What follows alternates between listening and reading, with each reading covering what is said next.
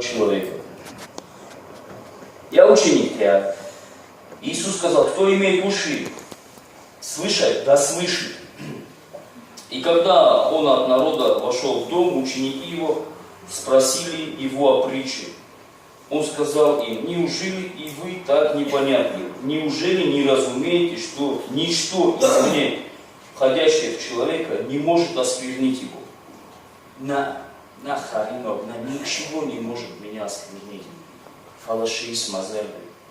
Потому что не в сердце его входит, а в чрево, и выходит вон, чем очищается всякая пища. Далее сказал, исходящий из человека оскверняет человека.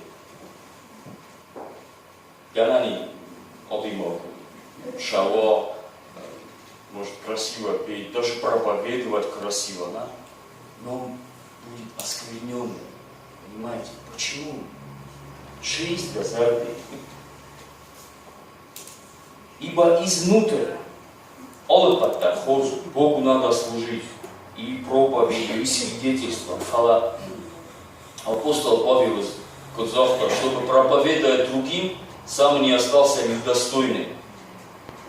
Ибо изнутрь, из сердца человеческого исходят злые помыслы, прелюбодеяния,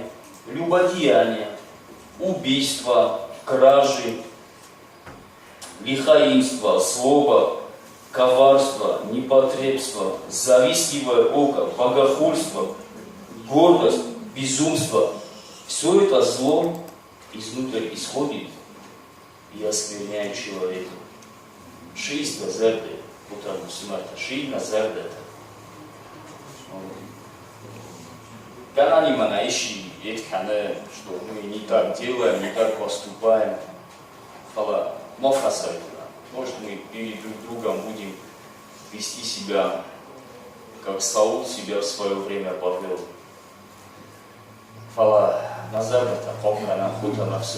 Потому что из него источники жизни. Или наоборот.